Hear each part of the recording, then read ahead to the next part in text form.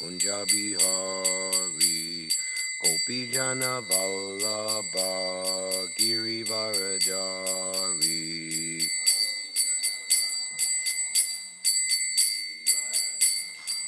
Yashoda Nandana Braja Jana Ranjana Yashoda Nandana Braja Jana Ranjana Yamuna Tira Vanachari Yamuna Tira Vanachari Jaya Radha Madhavad Kunja Bihari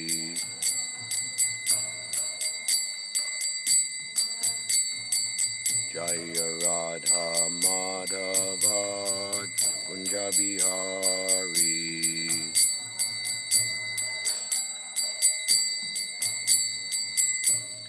Gopi Jana Vallabha Girivaradari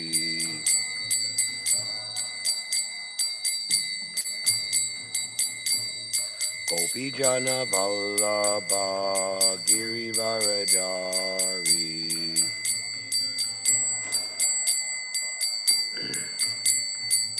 Yashoda Nandana Braja Jana Ranjana Yashoda Nandana Braja Jana Ranjana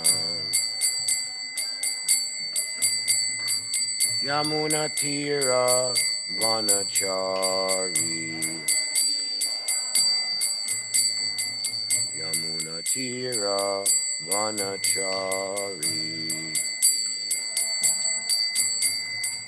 Jaya Radha Madhavad Kunja Bihari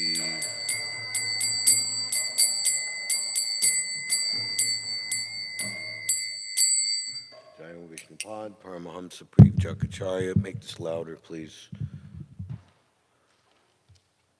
Preet Jakacharya. Asto Dharta Tashi Śrimad Nitya Leela Vishnam His Divine Grace Shilabhaya Charana Arvinda Bhaktivedanta Swami Maharaj ISKCON BBD Founder Acharya Jagat Guru Patita Pavana Srila Prabhupada Ki Jai Grantaraj Śrimad Bhāgavatam Ki Jai Gaur Premanand. All glories to the assembled devotees. All glories to the assembled devotees. All glories to the assembled devotees.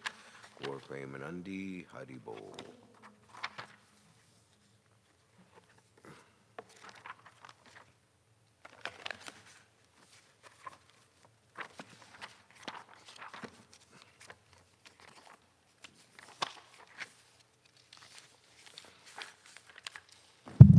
What's the verse number?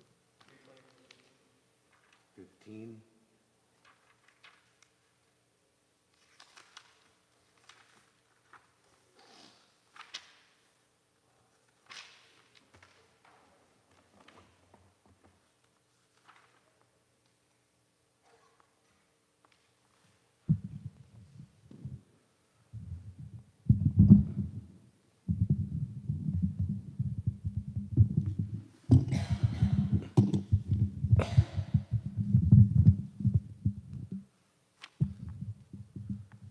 Om Namo Bhagavate Vasudevaya. Om Namo Bhagavate Vasudevaya. Om Namo Bhagavate Vasudevaya. Narayanam Namaskritya Naram Chaiva Narottamam Devim Sarasvatim Vyasam Tito Jayam Udirayat Nastapareshu Bhadreshu Nityam Bhagavata Sevaya Bhagavati Uttama Shloke Bhaktir Bhavati Naishtaki. Śrimad Bhāgavatam, Canto 3, Chapter 24, The Renunciation of Kardama Muni, Text 15. Atas Tvam Rishi Mukyebhyo Yata Shilam Yata Ruchi Atmaja Paridhe Adya Vishtinihi Yaso Bhuvi Atastvam Rishi Mukyebhyo Yata Shilam Yata Ruchi Atmaja Parade Adya Vistrinihi Yasho Bhuvi Tastvam Rishi Mukyebhyo Yata Shilam Yata Ruchi Atmaja Parade Adya Vistrinihi Yasho Bhuvi Atastvam Rishi Mukyebhyo Yata Shilam Yata Ruchi Atmaja Parade Adya Vistrinihi Yasho Bhuvi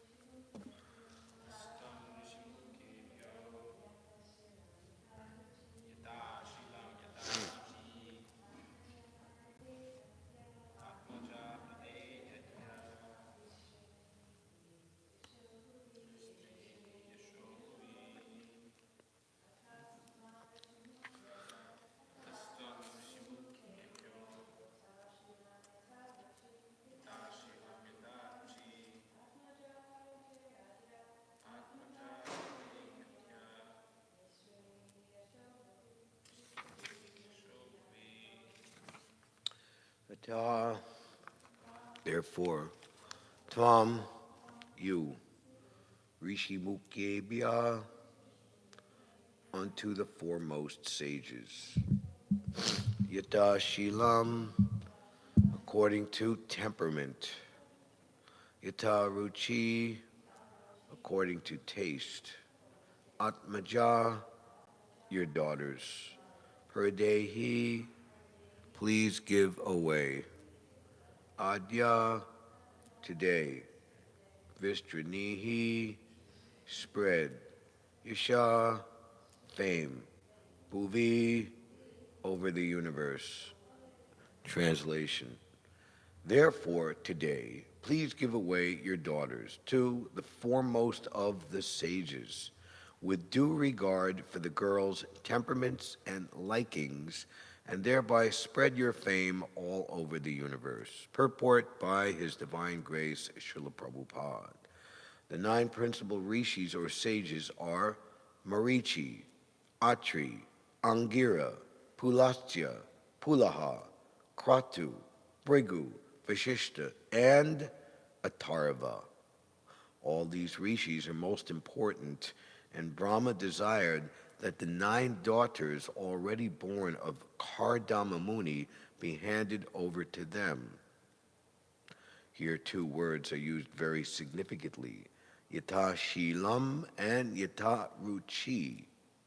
The daughters should be handed over to the respective rishis, not blindly, but according to the combination of character and taste. That is the art of combining a man and a woman. Man and woman should not be united simply on the consideration of sex life. there are many other considerations, especially character and taste. If the taste and character differ between the man and woman, their combination will be unhappy. Even about 40 years ago, in Indian marriages, the taste and character of the boy and girl were first of all matched, and then they were allowed to marry. This was done under the direction of the respective parents. The parents used to astrologically determine the character and tastes of the boy and girl, and when they corresponded, the match was selected. This girl and this boy are just suitable, and they should be married. Other considerations were less important. The same system was also advised in the beginning of the creation of Brahma. Your daughters should be handed over to the rishis according to taste and character. According to astrological calculation, a person is classified according to whether he belongs to the godly or demoniac quality. In that way, the spouse was selected.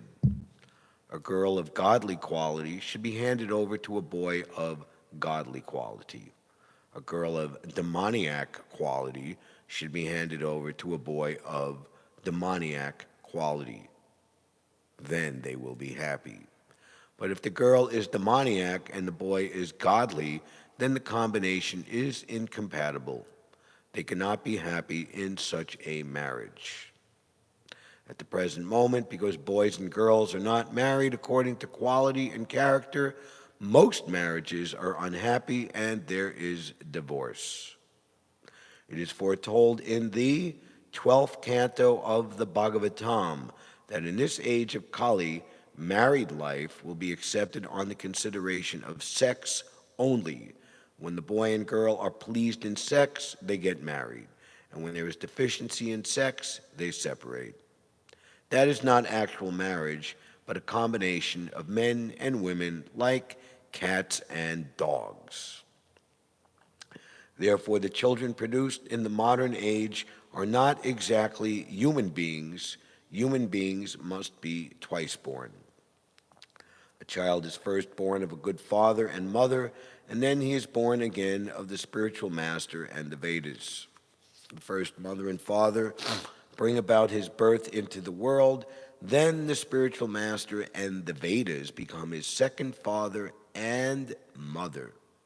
According to the Vedic system of marriage for producing children, every man and woman was enlightened in spiritual knowledge, and at the time of their combination to produce a child, everything was scrutinizingly and scientifically done. Om Jnana-timirandasya Jananjana Shalakaya Chakshulamitam Yena. Louder. Tasmai Shri Gurave Namaha Shri Chaitanya Manobishtam Stapitam Yena Bhutale Svayam Rupagada Mayam Didati Svapadantikam Vandeham Shri Guru Shuta Padakamalam Shri Gurun Vaishnavamscha Shri Rupam Sagujatam Sahagana Raganatan Vitam Tam Sajivam Sadvaitam Savadutam Parijana Sahitam Shri Krishna Chaitanya Devam Shri Radha Krishna Padan Sahagana Lalita Shri Vishaka Vitamscha Hey Krishna Karuna Sindhu Dinabando Jagatpate Gopisha Gopika Kanta Radha Kanta Namostute Dibyad Vrindaranya Kalpachumadat Śrimad Ratnagara Singha Sanasto Śrimad Radha Shalagovinda Devo Prastalabi Savyamano Smarami Tapta Kanchana Gaurangi Radhe Vrindavaneshwari Vishabhanu Sute Devi Pranamami Hari Priye Vanchakalpatarubyascha Kripasandubhye Vacha Patitanam Pavanebhyo Vaishnavebhyo Namo Namaha and Jaya Shri Krishna Chaitanya Prabhu Nityananda Shri Advaita Gadadhar Shivasadi Gaura Bhaktivinoda Hare Krishna Krishna Krishna Hare Hare Hare Rama Rāma, Rāma, Hare, Hare. Atastvam Mishimukyebhyo Yata Shilam Yata Ruchi Atmaja Parade Adya Vistranihi Yashobhuvi. Therefore today, please give away your daughters to the foremost of the sages with due regard for the girls' temperaments and likings, and thereby spread your fame all over the universe.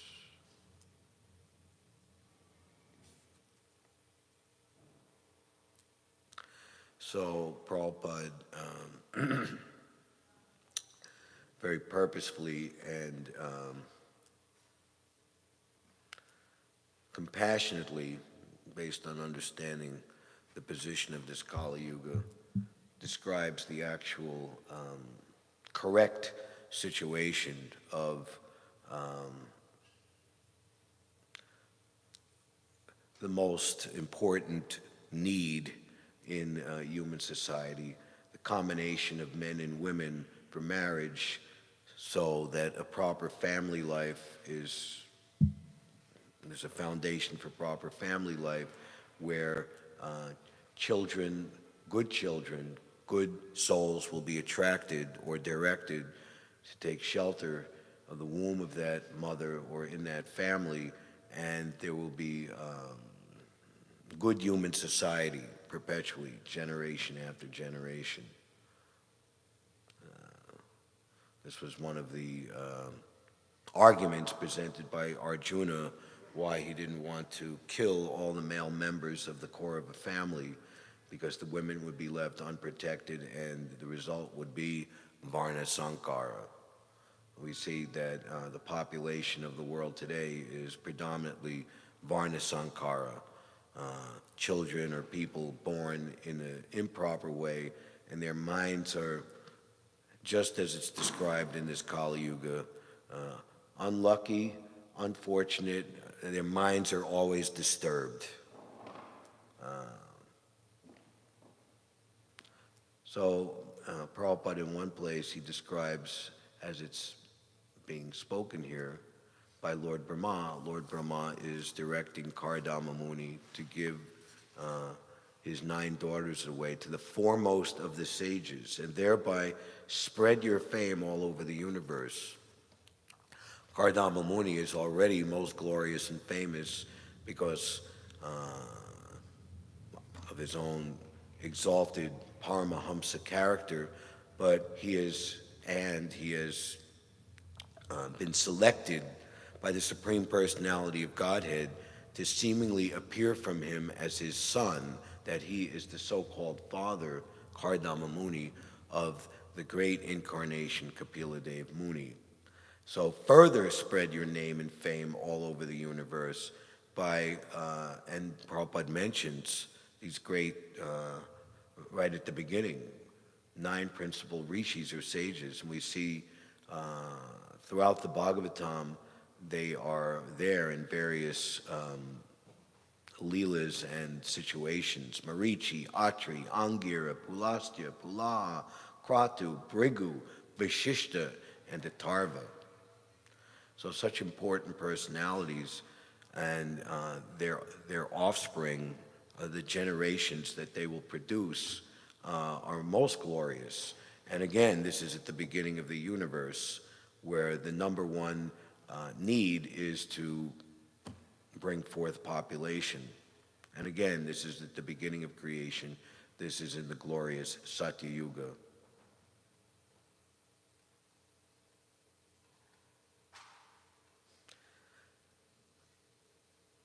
This system, same system, was also advised in the beginning of the creation by Brahma. Your daughters should be handed over to the rishis according to taste and character.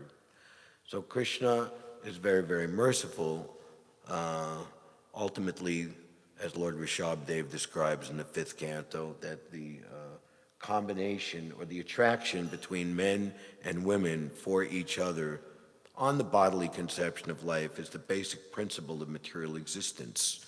And the entire Varnashram system, if gone about properly, enables one, whether one be in a man's body or a woman's body, to become free from this attraction, which binds one to the cycle of repeated birth and death, and ultimately come to the stage of self-realization, Krishna Sambandha, realizing one's eternal relationship with Krishna, and ultimately going on to engage in devotional service, abhideya, and ultimately achieve the ultimate goal of life, prema pamartha mohan prayojan, fully aroused staibhav, one's original constitutional position in relationship to Krishna.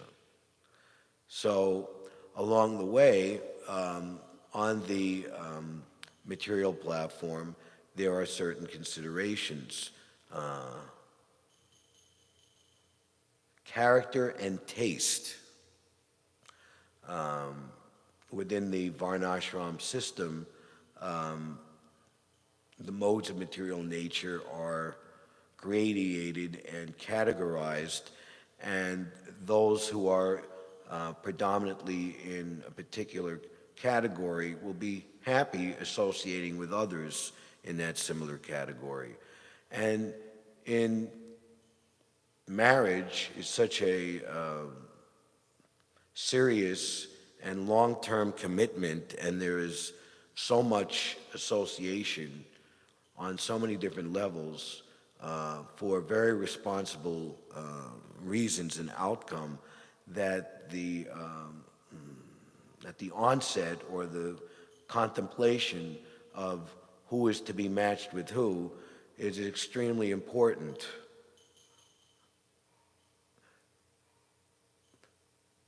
The art of combining a man and woman should not be united simply on the consideration of sex life. And we see today that that's really anything that anybody's ever thinking about, especially the young people that we see. Nobody is thinking of deeper considerations. There are many other considerations, especially character and taste. If the taste and character differ between the man and woman, their combination will be happy. Even about 40 years ago, so this is the 1930s, in Indian marriages, the taste and character of the boy and girl were first of all matched, and then they were allowed to marry. This was done under the direction of the respective parents. The parents used to astrologically determine the character and tastes of the boy and girl, and when they corresponded, the match was selected. So in Krishna consciousness, more than just astrology is considered, but with initiated devotees, it is more apparent by their taking that step, second birth, initiation by the spiritual master and the authorized disciplic succession, that to a considerable degree it can be perceived what is that individual initiated devotee's spiritual proclivity towards a particular service, towards a particular type of ability to be detached and renounced within the particular service that they have a vibhuti or a particular specific excellence at performing. So that is actually a great advantage in Krishna consciousness, more than just astrology or how much money or what is the caste that your family is born into. Other considerations were less important.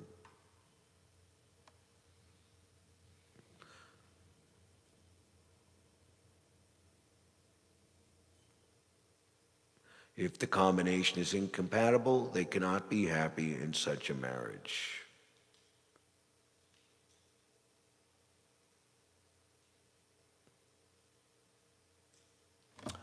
Any questions or comments on this subject matter before we move on to Srila Prabhupada Leela Amrita and the very wonderful description of Prabhupada's incorporating of ISKCON? Yes. That even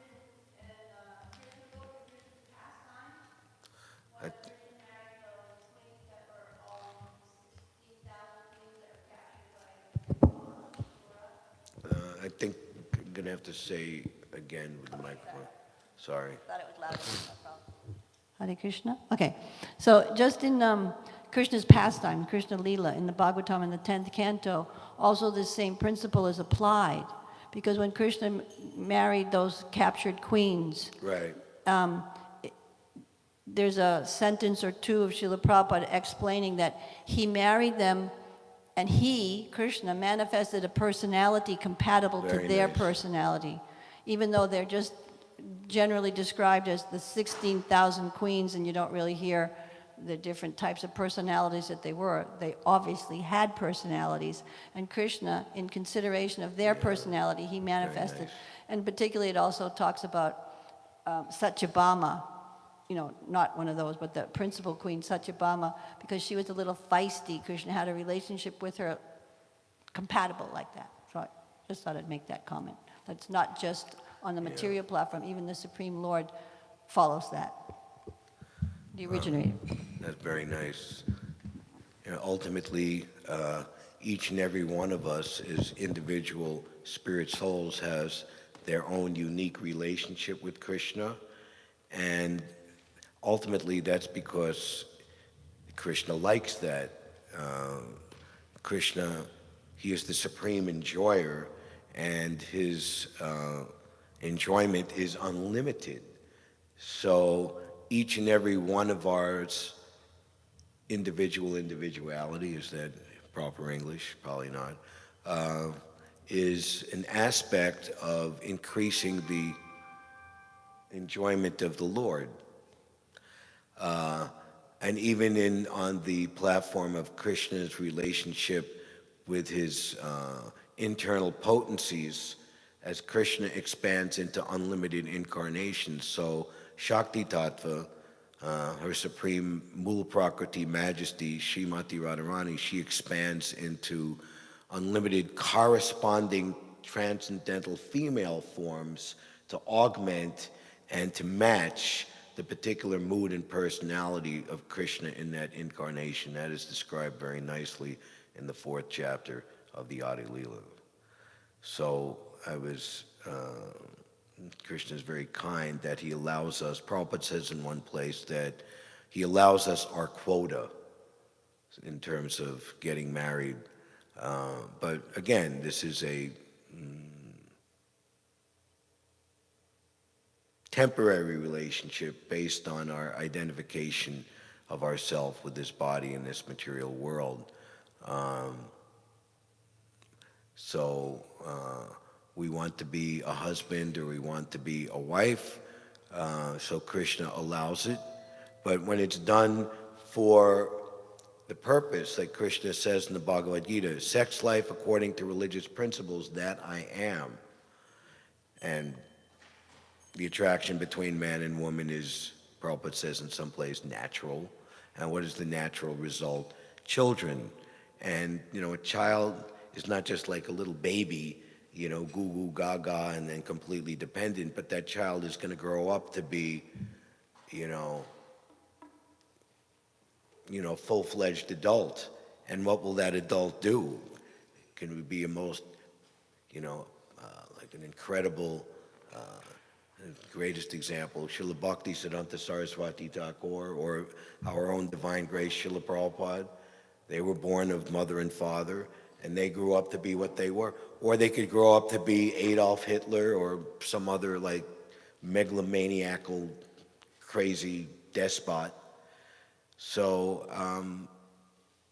so it's all very, very scientific. So if we dedicate all the natural proclivities that come with this life, and even there shouldn't be any pride. Oh, such and I am a sannyasi and I'm advanced, or I never, I'm better than the grihastas. We saw that this was a big immaturity that led to a serious problem. Luckily, it was in Prabhupada's presence and time. In the 1976, it reached its head. Everything dedicated to Krishna, everything under the guidance of the Paramahamsa, spiritual master in disciplic succession, Prabhupada says, then everything will be all right. But it says in one place, if the attraction between man and woman is simply based on sex attraction, there will be danger. But if that attraction is used in the service of Krishna, then everything will be all right. All right. Okay.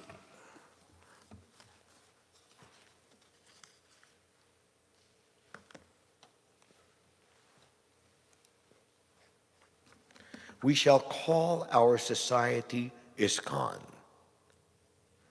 This is from the chapter of the volume 2, Prabhupada Leelamrita, entitled Planting the Seed, and the chapter is called Breaking Ground. Just like the pioneers, okay, we're going to set up here and we got to break ground, establish the foundation.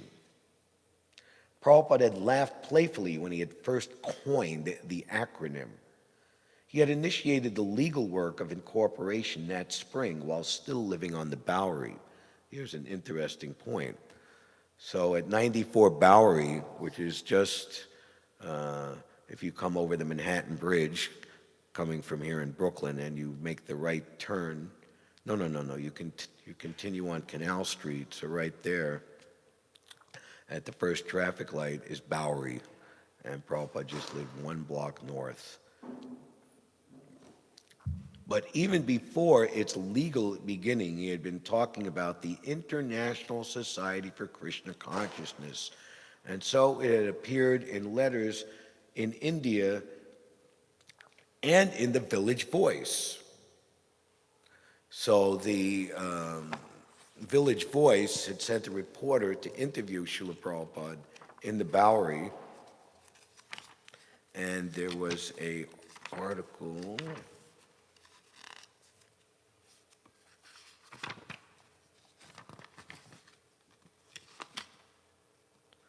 Yes. Fred McDara of the Village Voice, June 1965. So I don't think you can see these pictures, not of the bum sitting on the steps, but the other three pictures were taken by the Village Voice. And one of them in particular, or two of them in particular, especially the one Prabhupada sitting with the Charlie Brown Christmas tree, dilapidated plants behind him. You can see those pictures on the wall at 26 2nd Avenue. What happened? Okay. I just lost our place. We'll find it again.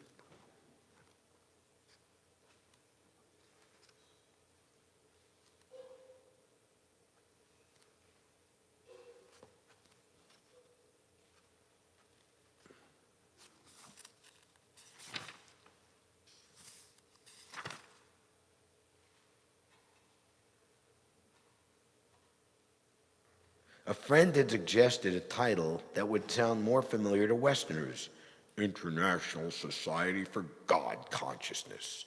But Prabhupada had insisted, Krishna Consciousness. God was a vague term, whereas Krishna was exact and scientific. God Consciousness was spiritually weaker, less personal.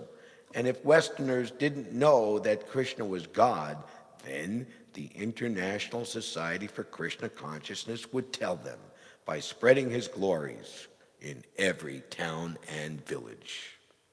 Krishna consciousness was Prabhupada's own rendering of a phrase from Srila Rupa Goswami's Padyavali, written in the 16th century, Krishna Bhakti Rasa Bhavita, to be absorbed in the mellow taste of executing devotional service to Krishna. But to register ISKCON legally as a non-profit, tax-exempt religion required money and a lawyer.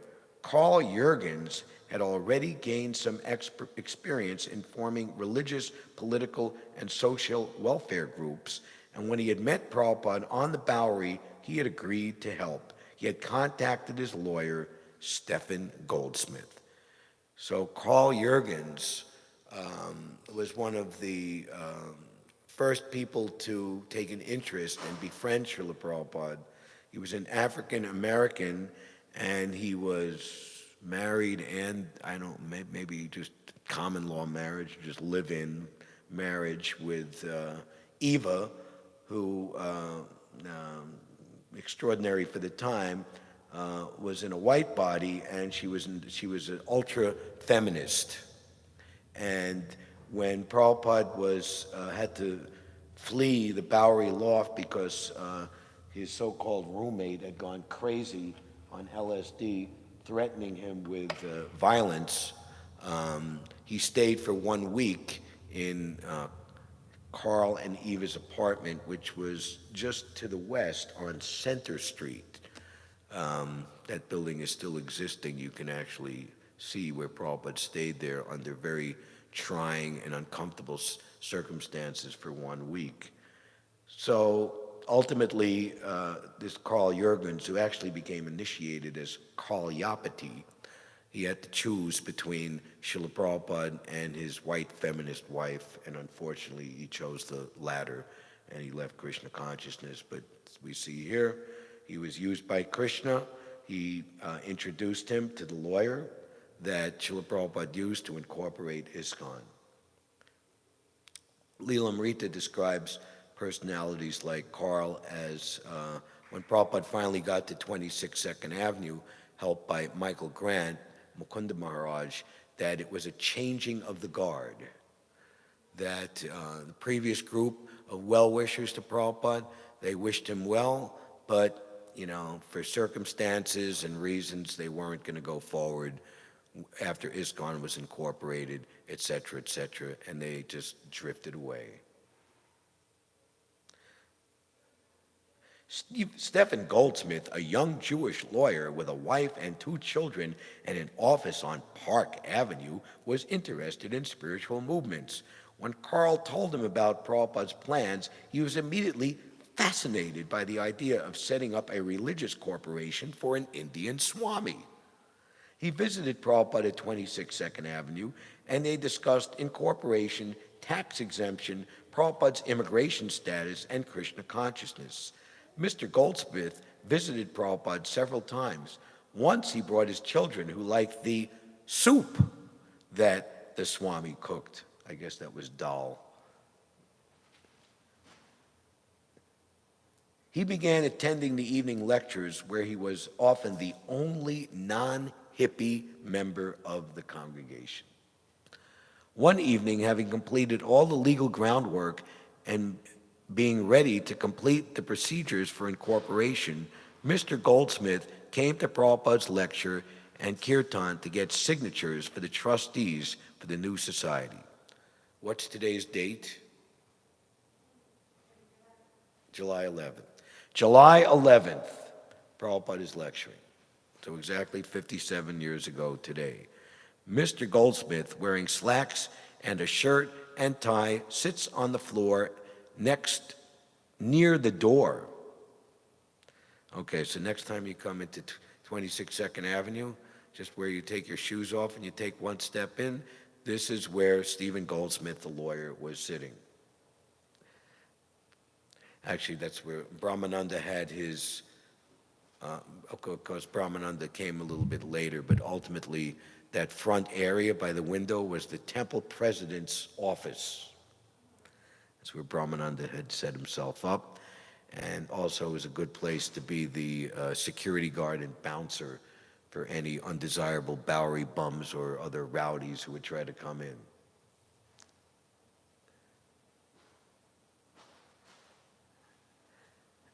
Listening earnestly to the lecture despite the distracting noises from the neighborhood, Prabhupada has been explaining how scholars mislead innocent people with non-devotional interpretations of the Bhagavad Gita, and now, in recognition of the attorney's respectable presence, and as if to catch Mr. Goldsmith's attention better, he introduces him to the subject of the talk. I will give you a practical example of how things are misinterpreted. Just like our president, Mr. Goldsmith, he knows that expert lawyers, by interpretation, can do so many things. When I was in Calcutta, there was a rent tax passed by the government, and some expert lawyer changed the whole thing by his interpretation. The government had to reenact the whole law because their purpose was foiled by the interpretation of this lawyer. So we are not out for foiling the purpose of Krishna, for which the Bhagavad Gita was spoken, but unauthorized persons are trying to foil the purpose of Krishna, therefore that is unauthorized. All right, Mr. Goldsmith, you can ask anything. Mr. Goldsmith stands, and to the surprise of the people gathered, he makes a short announcement asking for signers on an incorporation document for the Swami's new religious movement. Prabhupada, they're present here. You can take the addresses now. Mr. Goldsmith, I can take them now, yes. Prabhupada, yes, you can. Bill, you can give your address. And Raphael, you can give yours. And Don, Roy, Mr. Green.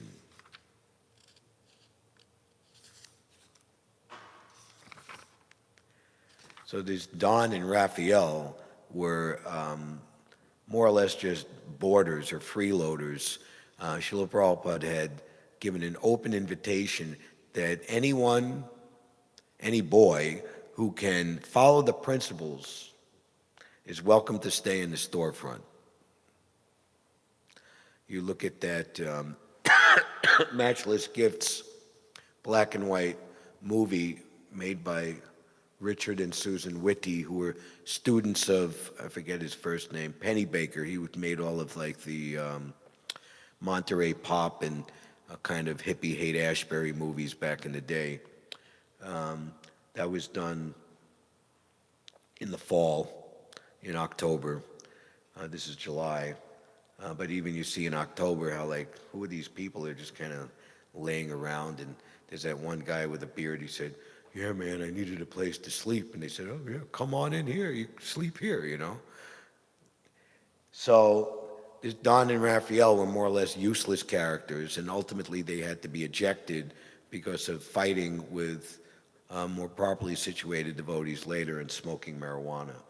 But we see they're like going to be enlisted as signers for the incorporation of ISKCON. As the meeting breaks up, those called on to sign as trustees come forward, standing around in the little storefront, waiting to leaf curiously through the pages the lawyer has produced from his thin attaché and to sign as he directs. Yet not a soul among them is committed to Krishna consciousness. Mr. Goldsmith meets his quota of signers, a handful of sympathizers, with enough reverence toward the Swami to want to help him. The first trustees who will hold office for a year until the first annual meeting of the corporation are Michael Grant, Mukunda, who puts down his name and address without even reading the document, Mike's girlfriend, Jan, and James Green. No one seriously intends to undertake any formal duties as trustee of the religious society, but they are happy to help the Swami by signing his fledgling society into legal existence. According to law, a second group of trustees will assume office for the second year. They are Paul Gardner, Roy, and Don. The trustees for the third year are Carl Jurgens, Bill Epstein, and Raphael. None of them know exactly what the half a dozen legal-sized type pages mean, except that Swamiji is forming a society. Why? For tax exemption, in case someone gives a big donation, and for other benefits an official religious society might receive. But these purposes hardly seem urgent or even relevant to the present situation. Who's going to make a donation? Except maybe Mr. Goldsmith, who has any money? But Prabhupada is planning for the future, and he's planning for much more than just tax exemptions. He's trying to serve his spiritual predecessors and fulfill the scriptural prediction of a spiritual movement that is to flourish for 10,000 years in the midst of the age of Kali. Within the vast Kali age, a period which is to last 432,000 years, the 1960s are but an insignificant moment. The Vedas describe that the time of the universe revolves through a cycle of 4 seasons or yugas, and Kali Yuga is the worst of times in which all spiritual qualities of men diminish until humanity is finally reduced to a bestial civilization devoid of human decency. However, the Vedic literature foretells a golden age of spiritual life, beginning after the advent of Lord Chaitanya and lasting for 10,000 years, an eddy that runs against the current of Kali Yuga, with a vision that soars off to the end of the millennium and beyond, yet with his 2 feet solidly on the ground of 2nd Avenue. Prabhupada has begun an international society for Krishna consciousness. He has many practical responsibilities, paying the rent. Prabhupada had just moved in. June 30th, he left the Bowery. July 1st, the lease began. And this is before Brahmananda, Satsvarupa Maharaj, before they came and donated their salary. $200 for the storefront and the apartment. Where was that money going to come from? Many practical responsibilities, paying the rent, incorporating a society, and paving the way for a thriving worldwide congregation of devotees. Yet he doesn't see his humble beginning as limiting the greater scope of his divine mission. He knows that everything depends on Krishna, so whether he succeeds or fails is up to the Supreme. He has only to try.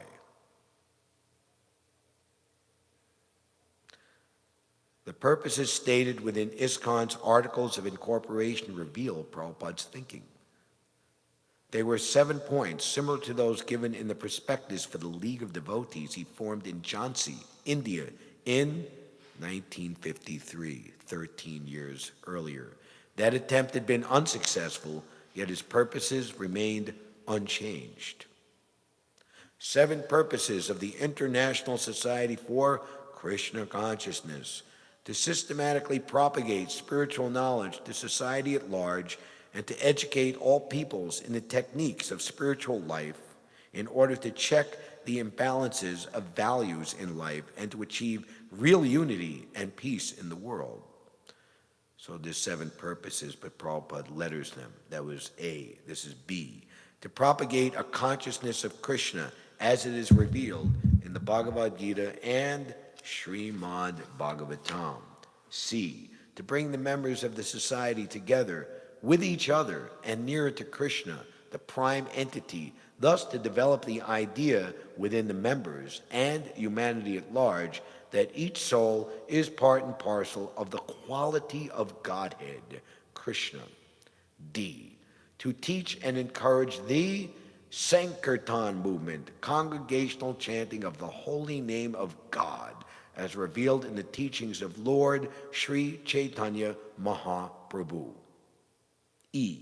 To erect for the members and for society at large a holy place of transcendental pastimes dedicated to the personality of Krishna. F. To bring the members closer together for the purpose of teaching a simpler and more natural way of life. G. With a view towards achieving the aforementioned purposes, to publish and distribute periodicals, magazines, books, and other writings. Regardless of what ISKCON's charter members thought of the society's purposes, Prabhupada saw them as imminent realities. As Mr. Rubin, the subway conductor who had met Prabhupada on a Manhattan Park bench in 1965, had noted, he seemed to know that he would have temples filled up with devotees. There are temples and books, he said. They're existing. They are there. But the time is separating us from them. The first purpose mentioned in the charter was propagation. Preaching was the word Prabhupada most often used. For him, preaching had a much broader significance than mere sermonizing. Preaching meant glorious, selfless adventures on behalf of the Supreme Lord. Lord Chaitanya had preached by walking all over southern India and causing thousands of people to chant and dance with him in ecstasy. Lord Krishna had preached the Bhagavad Gita while standing with Arjuna in his chariot on the battlefield of Kurukshetra. Lord Buddha had preached, Lord Jesus had preached, and all pure devotees reach. ISKCON's preaching would achieve what the League of Nations and the United Nations had failed to achieve: real unity and peace in the world.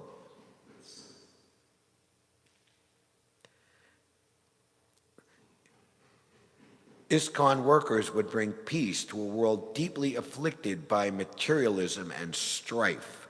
They would systematically propagate spiritual knowledge. Knowledge of the non-sectarian science of God. It was not that a new religion was being born in July of 1966. Rather, the eternal preaching of Godhead, known as Sankirtan, was being transplanted from east to west. The society's members would join together, and by hearing the teachings of Bhagavad Gita and Śrimad Bhāgavatam, and by chanting the Hare Krishna mantra, they would come to realize that each was a spirit soul eternally related to Krishna, the Supreme Personality of Godhead. They would then preach this to humanity at large, especially through Sankirtan, the chanting of the holy name of God. ISKCON would also erect a holy place of transcendental pastimes dedicated to the personality of Krishna. Was this something beyond the storefront? Yes, certainly. He never thought small. He seemed to know that he would have temples filled up with devotees. He wanted ISKCON to demonstrate a simple, more natural way of life. Such a life, Prabhupada thought of the villages of India where people lived just as Krishna had lived, was most conducive to developing Krishna consciousness. And all 6 of these purposes would be achieved by the 7th. ISKCON would publish and distribute literature. This was the special instruction Srila Bhaktisiddhanta Saraswati Thakur had given Srila Prabhupada. Srila Prabhupada had said that he told to his closer leader disciples that everything that I'm doing now was taught to me by my father. Everything I'm doing since my childhood, except one thing: book publication and distribution, which was taught to me by my spiritual master. He had specifically told him one day in 1932 at Radhakund in Vrindavan, if you ever get any money, publish books. Certainly none of the signers saw any immediate shape to the Swami's dream, yet these 7 purposes were not simply theistic rhetoric invented to convince a few New York State government officials. Prabhupada meant to enact every item in the charter. Of course, he was now working in extremely limited circumstances. The principal place of worship, located at 26 2nd Avenue in the city, county, and state of New York, was the sole headquarters for the International Society for Krishna Consciousness. Yet Prabhupada insisted that he was not living at 26 2nd Avenue, New York City. His vision was transcendental. His Guru Maharaj had gone out from the traditional holy places of spiritual meditation to preach in cities like Calcutta, Bombay, and Delhi. And yet Prabhupada would say that his spiritual master had not really been living in any of those cities, but was always in Vaikuntha, the spiritual world, because of his absorption in devotional service. Similarly, the place of worship, 26 2nd Avenue, was not a New York storefront, a former curiosity shop. The storefront and the apartment had been spiritualized and were now a transcendental haven.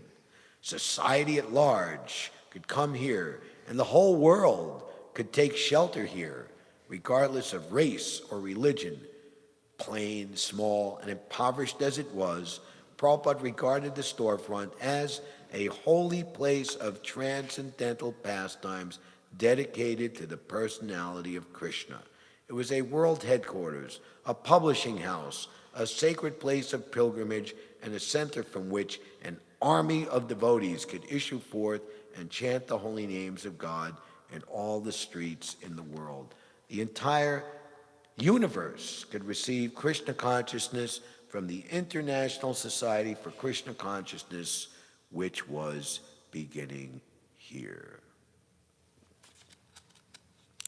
So as Srila Prabhupada was in complete understanding of what the purpose of ISKCON is or was to be and will continue to be, so, and as the people around him were like,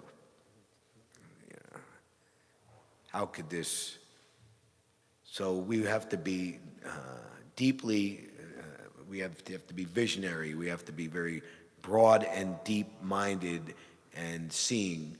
And Prabhupada quoted the English expression, England with all thy faults, I love thee.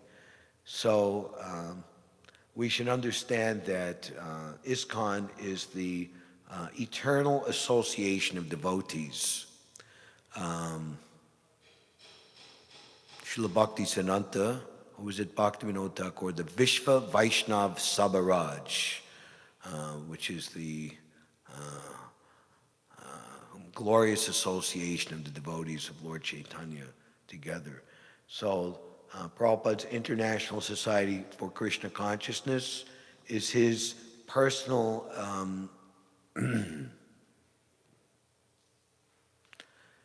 agency for the most glorious association of devotees, based on executing most purely, completely purely, the will of Lord Chaitanya, when will Srila Rupa Goswami was established within this material world, the desire to fulfill the mission of Lord Chaitanya, give me shelter under his lotus feet. And again, it was Rupa Goswami's writings, in this case, his collected writings of very exalted Vaishnavas at the time, many choosing to remain anonymous, Padyavali, collection of prayers, where Prabhupada was inspired to coin the acronym International Society for Krishna Consciousness. From spiritual well-being automatically comes all varieties of material well-being.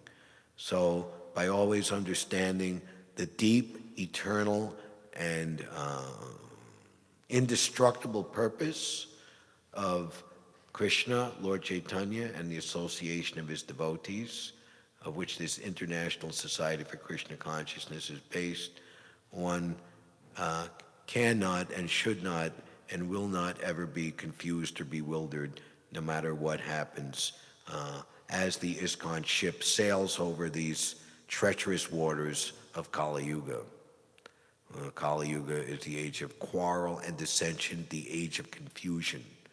So for those who are actually engaged in the Lord's service, there's no question of confusion or doubt or losing enthusiasm.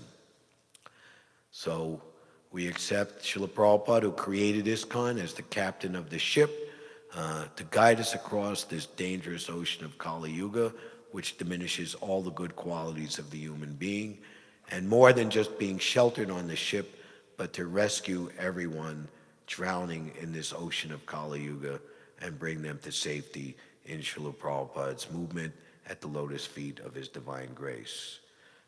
Srila Prabhupada ki jai. Shri Shri Radha Govinda, Shri Shri Radha New York Ishwar, Shri Shri Radha Govinda Dev ki jai. Nitai Gaur Premanandi, Hare Haribo, Hare Krishna.